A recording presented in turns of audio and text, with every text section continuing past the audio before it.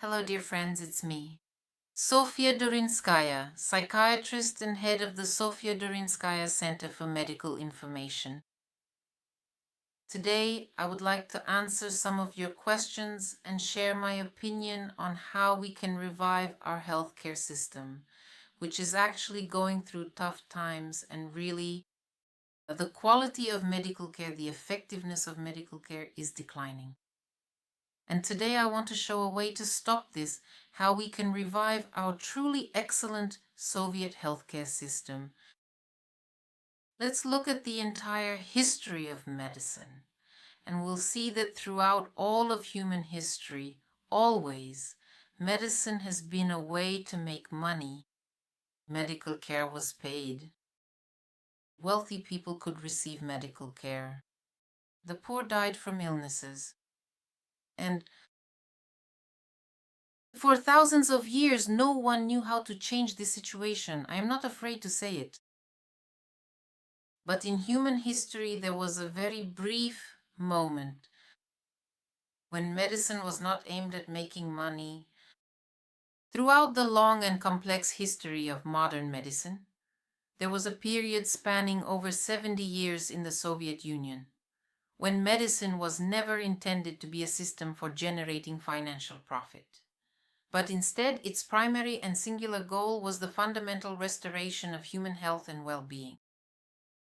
Since health is a philosophical concept and very difficult to measure, Soviet medicine relied on statistics. The preservation of public health was expressed through the preservation of working capacity. And that is already a very concrete thing. Can a person work or not? If we get even more specific, this is the statistic of the ratio of days of ability to work to days of inability to work in a year, and the number of people who became disabled after various illnesses. And in fact, for decades, Soviet medicine counted the number of days of ability and inability to work, as well as the number of cases of disability. This was what it was called. And it was so effective, it was so truly helpful for people in maintaining their health. All of medical science was aimed at preserving and restoring the ability to work. It was here that such fields really began to develop and be applied, such a science as vitaminology. And it was here that preventive measures to avoid diseases were given top priority, because of course it is always easier to prevent an illness than to cure it. It was here that there were so many doctors, and the medical service was organized in such a way that medical assistance could be delivered to anyone, so to speak, in the shortest possible time. Because as we know, the sooner a person receives medical care, the easier the course of the illness and the greater the chances of recovery. With the fall of the Soviet Union, as always, excuse me please, but that's just our way, we have this idea of tearing everything down to the ground. And they started to criticize our Soviet medicine, saying how terrible and awful everything was back then. So, what have we come to? We have adopted the Western model of medicine, which is focused on making money and which, throughout its entire history, has never experienced a time when doctors were left alone and given a clear mission. The mission of restoring the working capacity of the population. Western doctors have never had such a period. They don't have that kind of knowledge. They don't have those kinds of skills. They don't have that kind of history. They don't have those kinds of teachers. They have nothing like that. And now all of this is being cut down without hesitation. It's being destroyed naturally. Our teachers are leaving. And of course, the whole system is collapsing. So Western medicine has come to us. Moreover, at meetings and briefings now, doctors are being pressured that they must bring profit to the hospital. That's the truth. Those who have access to the Doctor at Work website or to Russian doctors' websites or to some other sites, usually you need a diploma to log in, right? That is, You have to provide your diploma and then you are given access to view the feed. So, I don't need to tell you about this. You know how everyone is on edge now, and everyone needs to generate income. But honestly, well, let it be. If only it were just that. Right now, it's exactly the Western model, where the doctor simply becomes a salesperson, just a seller for a pharmaceutical company. Believe it or not, medicine in America and in the West, they have to sell pills. Pharmaceutical companies, they have to meet a quota for them if you look at medical conferences at least. Since the fall of the Soviet Union, I haven't attended a single conference that wasn't organized with money from a pharmaceutical company. If you attend a medical conference, in the lobby, before you even enter the hall, there are these booths with all sorts of pills, and they tell you about what they produced. Medical representatives from pharmaceutical companies roam around offices, clinics, and hospitals. As doctors write, they even go so far as to enter appointments and start selling their pills to them. And this is allowed. If we look higher up, those very standards are completely a blunt instrument. And now they've come up with so-called guidelines, which are chains of reasoning for how a doctor should make decisions about a particular pathology. So in the medical standards, it is written directly which pills you should prescribe to a person. In essence, this is nothing more than a sales plan for the pharmaceutical company for the year. And then what happens next? The minister comes out and says that doctors who do not follow the standards will be stripped of their right to practice. And now you won't find a doctor who, while preserving the patient's health, prescribes some gentle remedies. I don't know, it's just, when I was little, yes, it was completely normal when you got sick. The doctor would come to the appointment and say, raspberry jam, rest, keep your feet warm, use mustard plasters. And for now, nothing else is needed. If the temperature isn't high, then inhale some steam, breathe over it. This was an absolutely normal medical recommendation when the doctor saw that the child didn't need anything more. To stuff you with all sorts of pills, I'm willing to bet that there are no doctors nowadays who can afford to give such a recommendation. In fact, this is exactly the answer to the question when you write to me, oh, doctors are like this now, you go to an appointment and she just looks at the computer, searching for something, and she doesn't even look at me. My dear ones, can you imagine? Do you realize the conditions doctors are working under now? If she or he prescribes something based on their own experience, judgment, or knowledge, and it doesn't match what's written in those stupid, idiotic standards, which are only needed by the insurance company, by the insurance company's accountant, who doesn't understand a thing about medicine. For 70 years, we lived without standards, and we did an excellent job restoring the working capacity of our population. So if a doctor doesn't follow them, they will basically be stripped of their diploma. And in such a situation, of course, what does the doctor do? She just looks at what's written there. Her brain stops working, especially under such a workload. Doctors have been driven out. Soon people won't even be able to reach them. One therapist is working for 2 or 3 districts and simply can't cover everyone. Doctors have been driven out. Of course, in such a situation, this was done naturally, on purpose, because when a doctor is so exhausted, their brain just stops working. And all she can do is stare at the computer, look something up, write something down, just so, to be honest, no one bothers her. You understand? This is the degeneration of medicine. And here's another little picture. What kind of money real medicine has to go up against? The kind of money that doctors, those who went to medical school not to become merchants, have to face. The overwhelming majority of doctors are people who are ready to devote their lives to not sleeping, not eating, going without.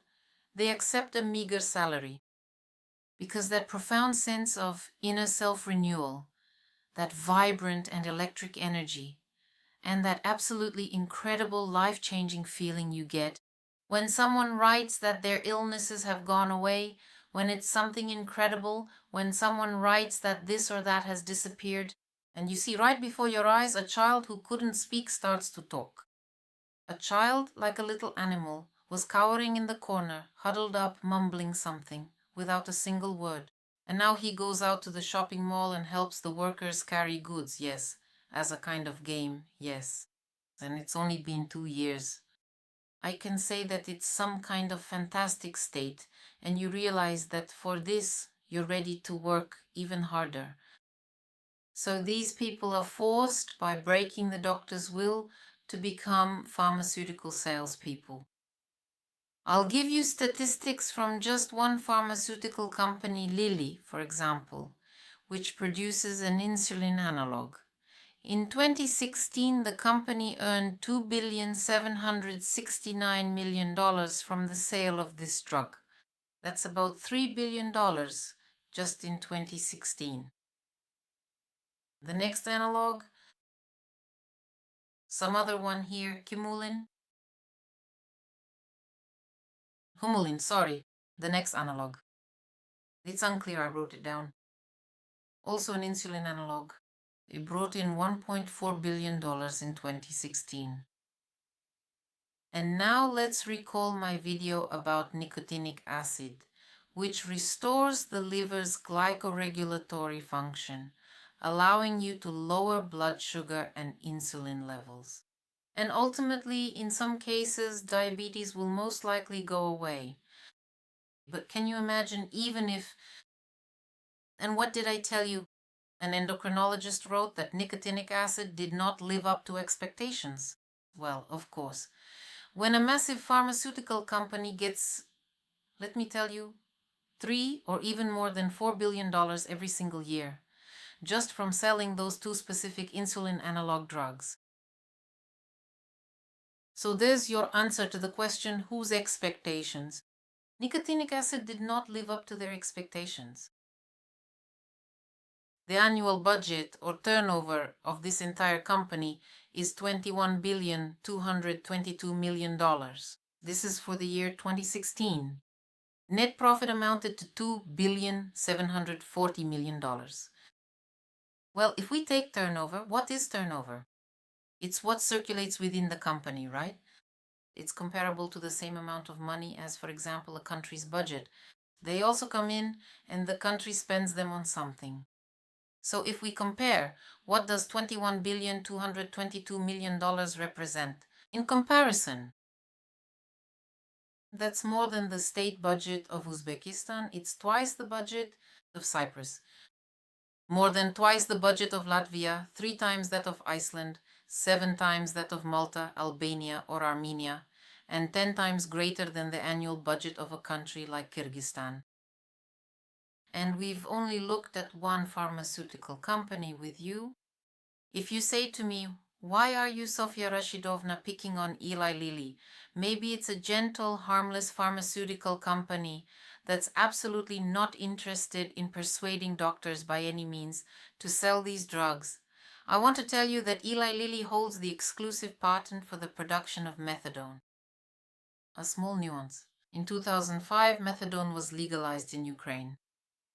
This is a terrifying narcotic substance and it's almost impossible to get off it. So methadone was legalized in Ukraine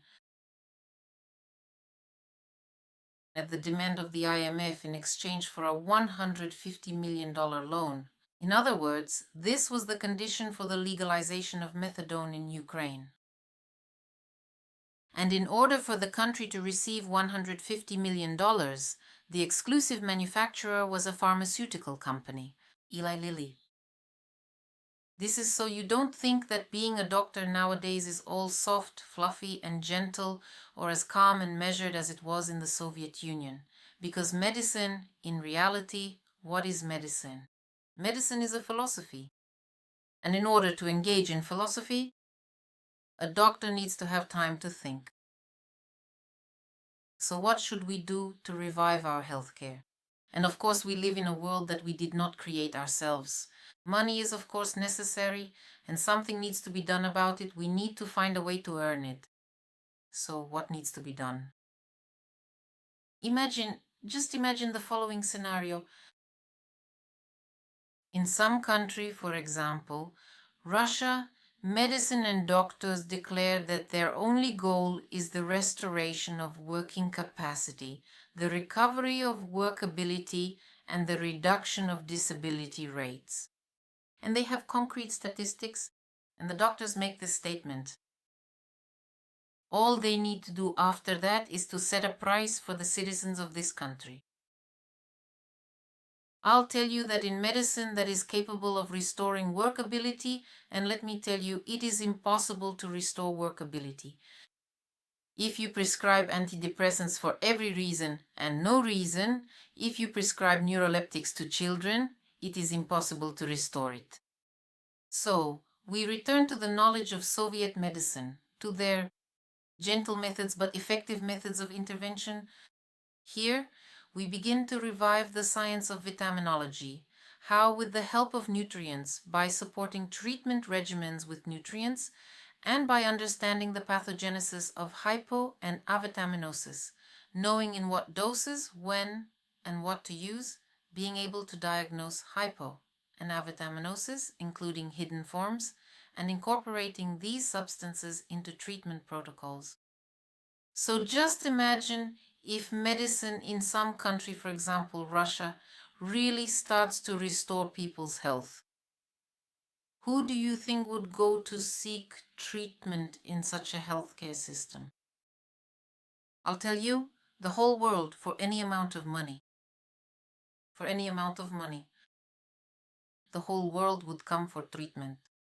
With Russian doctors, with Russian doctors, we must revive our medicine. We must put pharmaceutical companies in the place where they belong. Pharmaceutical companies are necessary because without medicines, we still can't do much. But pharmaceutical companies should be in the position they are supposed to be in. That's the pharmacy. And it does what the doctor prescribes, not whatever it feels like. And it's not the pharmacy that dictates how to treat people just because, you see, it has a sales plan to meet. No. Doctors must have their rights returned to them. Doctors must have their time and the right to examine and care for each patient restored to them, as much as they deem necessary.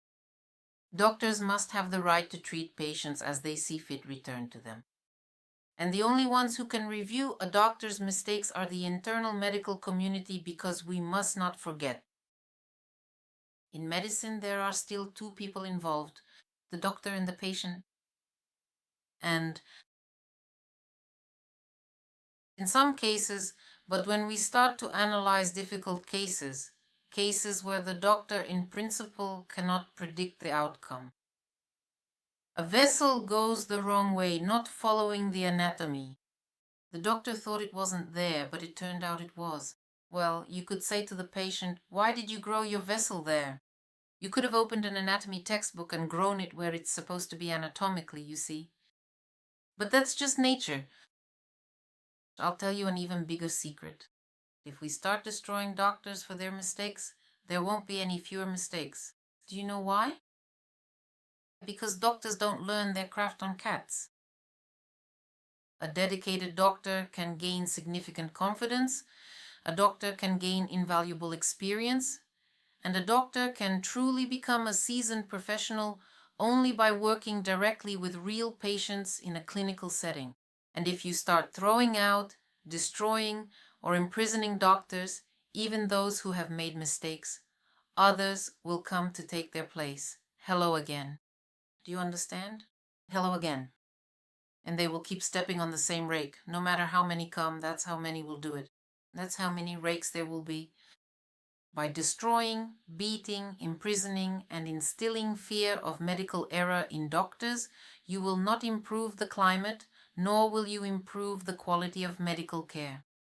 You will drive doctors into apathy, and they will just blankly stare at the computer, doing only what they're told, you see? It's no secret that nowadays, in Moscow hospitals, where getting a position was always considered prestigious, doctors used to want to get a job there, even agreeing to work for free because it was always a place for learning, always a place for extensive practice. So now, high-level specialist positions remain vacant for years. Positions for top-class specialists are left unfilled, and it's only going to get worse. If we continue, because this has already begun. Yes, if we continue to destroy doctors for their mistakes,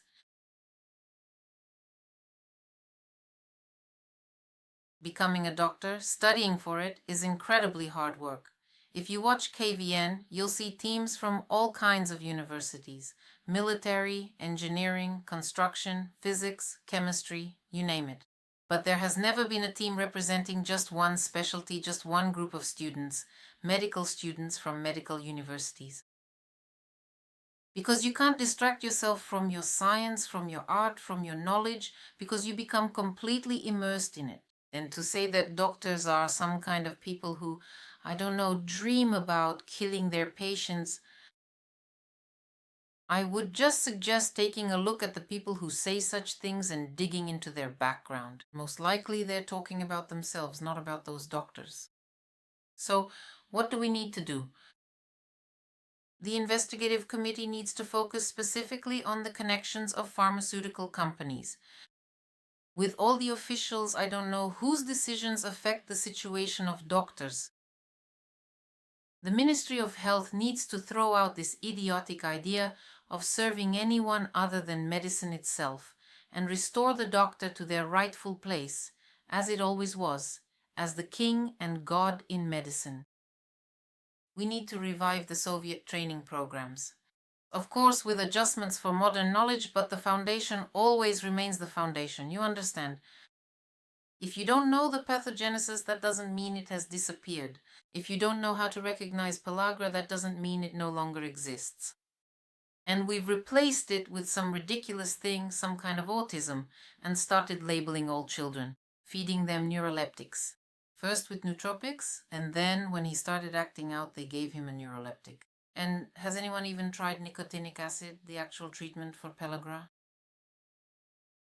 So what do we need to do? We simply need to take Soviet medicine as a foundation, put pharmaceutical companies in their proper place, and set up a barrier in the form of the investigative committee so they don't meddle where they shouldn't. The doctor should be the cornerstone. And we just need to set a fair and competitive price for the rest of the world.